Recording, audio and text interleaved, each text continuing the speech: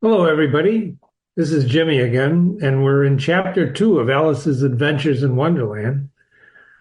This chapter is the analysis of the first couple of pages, 26 and 27 in my book, and it's called The Pool of Tears. Remember that in the last chapter, Alice finished eating the cake. So I've actually highlighted things that I want to talk about today ahead of time so I don't have to type all the time.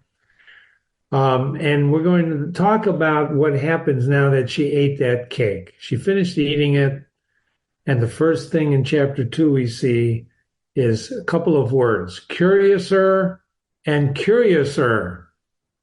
Right, Alice, curiouser. Is there a word like that? Vocabulary and words are very important, not only in Alice's Adventures in Wonderland, but in the day-to-day work that you do, your schoolwork, if you're in school or whatever. And Alice is a very creative young lady. So after she ate the cake, she's crying out, curiouser. And she was surprised that she quite forgot how to speak good English. She admits now that she was very surprised for the moment she forgot to speak good English. You see how I highlight that over here? So good English is English that everybody understands. Curiouser, curiouser. It's a nice expression, but I don't know if everybody would understand that. In any case, she tells herself, she cries out, now I'm opening up like the largest telescope that ever was. Goodbye, feet. And I want you to note now those parentheses. Remember, we talked about parentheses early in chapter 1, and that parentheses is usually a sign that the narrator is talking to us on the side. He wants to stop the story for a minute and give us a little insight. Okay, and then the insight he's giving us here after she says goodbye to her feet is that when she looked down to her feet, they seemed to be almost out of sight. They were getting so far off. So the narrator tells us that what Alice is seeing for her to say curious, and she says goodbye feet. But instead of just stopping to stop talking, she continues and she says, oh, my poor little feet, I wonder who will put on your shoes and stockings for you now, dears. She's talking to her feet. Have you ever talked to your feet? Oh, these tired old dogs. I'm kidding. I'm not. This is a technique, if you look to the side here, called personification.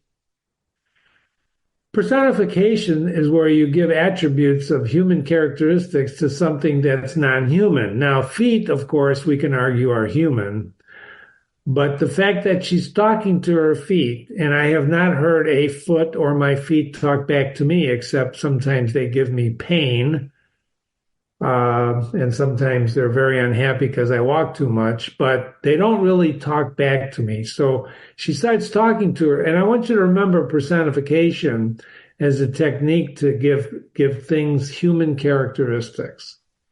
Okay, so she's afraid now she'll never be able to put on her shoes and her socks, right? Because her feet are too far away.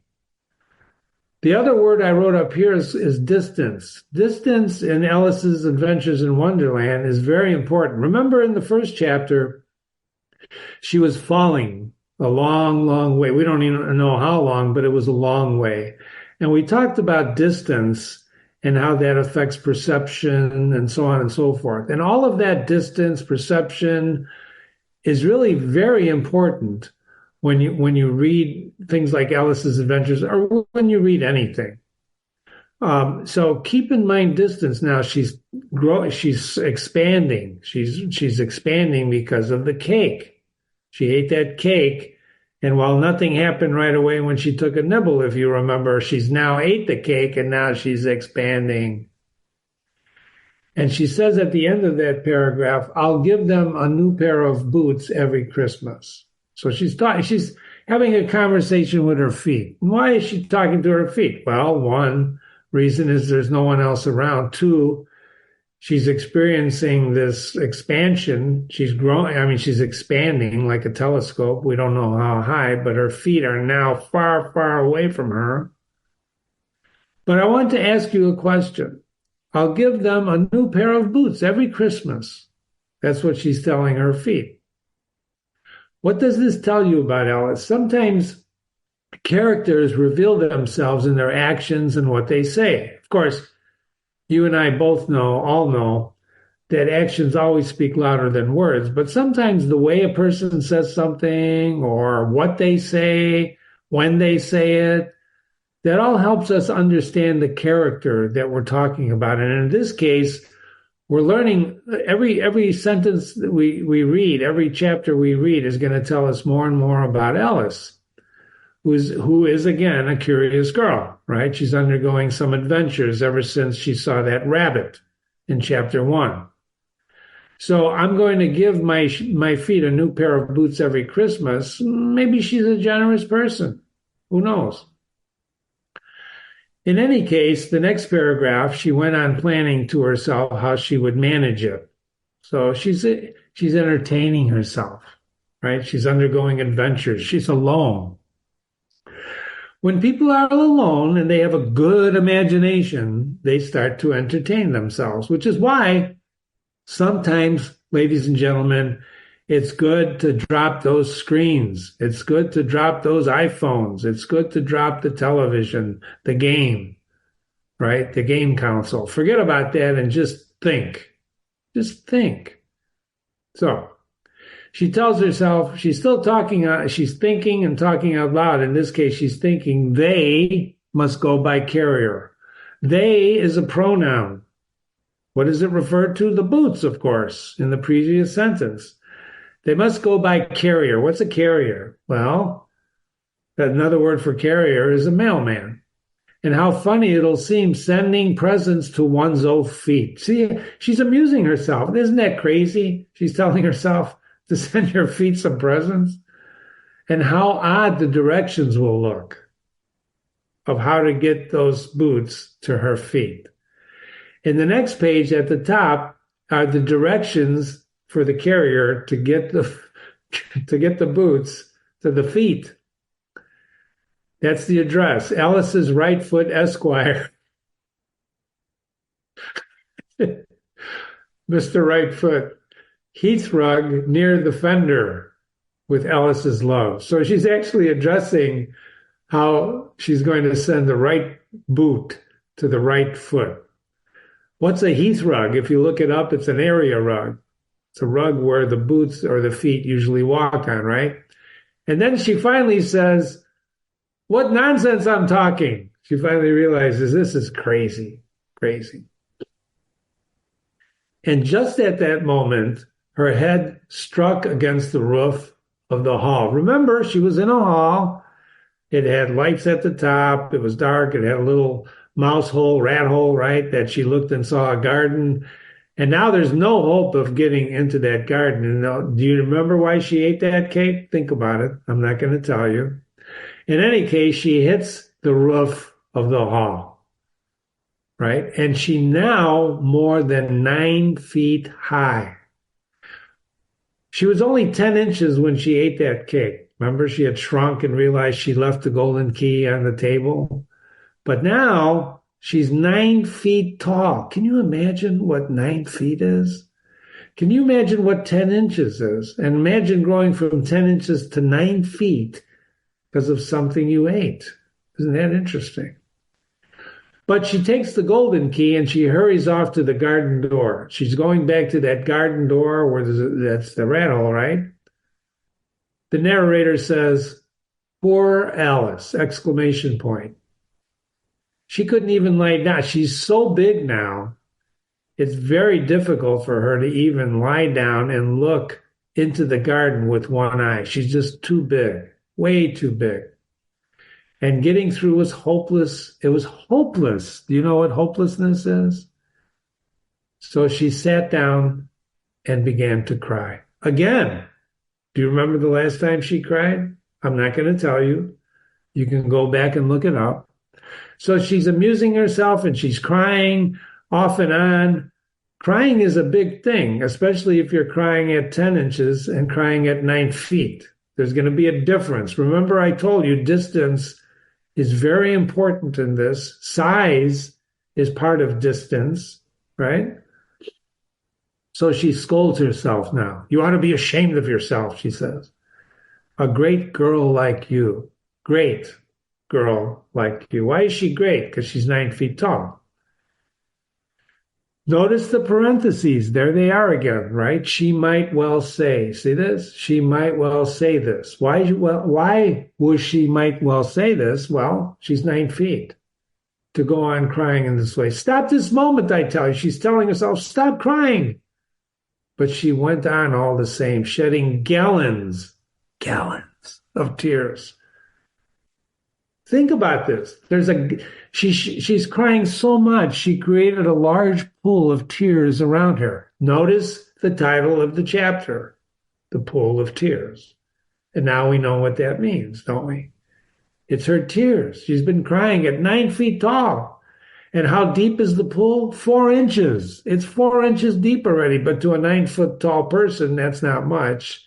Still, it's reaching halfway down the hall. So it's spreading throughout the hall. She's crying so much. But after a time, she heard some pattering of feet, dried her eyes, and who does she see? The White Rabbit. Splendidly dressed. He's wearing white kid gloves on one hand. He's carrying and a large fan in the other hand. He's splendidly dressed, and he's running along, and he's talking to himself. He's muttering. There's a great word. Are you mutterer? Are you a mutterer? Oh, the Duchess, the Duchess. Oh, won't she be savage if I kept her waiting? So he's talking to himself about a new character called the Duchess. And this is how narrators, third-person narrators, don't forget, introduce new characters to us through other characters talking about these new characters. So there's someone called the Duchess who's going to be savage if the rabbit keeps her waiting. So the Duchess is waiting for the rabbit. If you remember in chapter 1, I'm late, right? Remember? Well, he's late because he's got to go see the Duchess. And what does that mean? Won't she be savage? Well, won't she be mad? Won't she be ticked off if the rabbit keeps her waiting? And Ellis, now hearing this, was so desperate. She's desperate. Have you ever been desperate? We're going to talk about desperation one of these days. That's a very interesting word. And Ellis was so desperate. She was desperate. Why is she desperate? She needs help. There's no one around her. She's 9 feet tall. She's been crying 4 inches. 4 inches of tears is a lot of tears, ladies and gentlemen. She's so desperate, she's ready to ask anybody. So when the rabbit comes near her, she begins in a low, timid voice. Remember, she's 9 feet tall. 9 feet tall when you're in a low, timid voice is very different than if you're 10 inches tall in a low, or if you're a regular, let's say 4, 5, 6 feet, right? In a low, timid voice. She says, if you please, sir, right? If you please, sir. That's all she says. She's so desperate, she addresses her, if you please, sir. She addresses the rabbit as sir, very respectfully. Then the rabbit started violently. He jumps, drops the kid gloves and the fan, and scurries away into the darkness. She scared him. even though she's in a low, timid, if you please, sir. She startled the rabbit. Maybe the rabbit didn't see her because she's 9 feet tall. How big is a rabbit, right? So the rabbit runs away into the darkness as hard as he could go, as fast. Did you ever see a rabbit run? They're pretty fast. And we're going to stop there because Alice picks up the fan and gloves, and we're going to continue the analysis in the next chapter. Isn't that an interesting chapter, ladies and gentlemen? So Alice's adventures continue. She's now 9 feet tall. There's a bunch of tears 4 inches deep below her because she's been crying. She's alone. She's desperate. She tried to talk to a rabbit and scared him away. Thank you very much for listening to this analysis. We're going to continue the next analysis. This is Jimmy, Reading with Jimmy. So if you want to send me an email, Jimmy at readingwithjimmy.com. Jimmy at readingwithjimmy.com. I'll be happy to answer your emails, any questions, and continue the discussion. Thanks so much for listening. Have a great day.